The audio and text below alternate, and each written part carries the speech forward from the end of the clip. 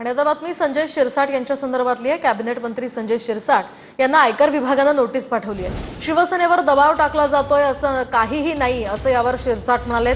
काही गैर केलेलं नाही, नोटीशीला मी उत्तर देणार असल्याचं सुद्धा स्पष्टीकरण संजय शिरसाट यांनी दिले। तर काहींनी तक्रार केली होती आणि त्यानुसारच मला ही नोटीस आल्याचंही ते म्हणाले।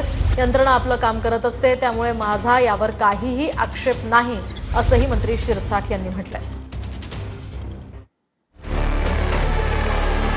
शिंदेच्या शिवसेनेचे मंत्री संजय शिरसाटांना आयकर विभागाने नोटीस पाठवली आहे। आयकर विभागाकडून नोटीस आल्याची जाहीर कबुली संजय शिरसाट यांनी दिली आहे। आयटी विभाग आपल्या पद्धतीने काम करत आहे। आम्ही त्यांना पूर्ण सहकार्य करू। त्यांना जी काही माहिती हवी ते त्यांना देऊ। त्याच्याबद्दल कोणतेही आमच्या मनामध्ये शंका नाही किंवा आम्हाला कोणताही त्यांचा दबाव आमच्यावर अशातला काही भाग नाही।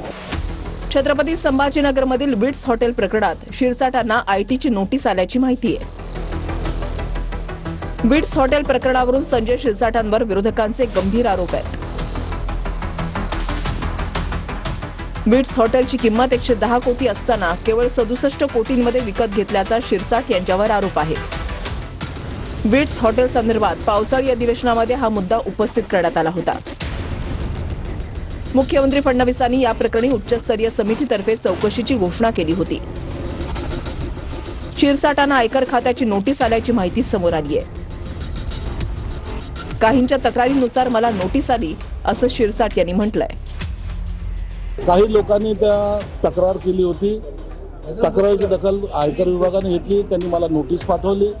9 तारीख त्याच्यात दिली होती। त्यांना आम्ही वेळ मागून मागितलेला आहे आणि त्याचं आम्ही योग्य ते उत्तर देणार आहेत। त्याच्यामध्ये गैर असं कोणतंही नाही आहे।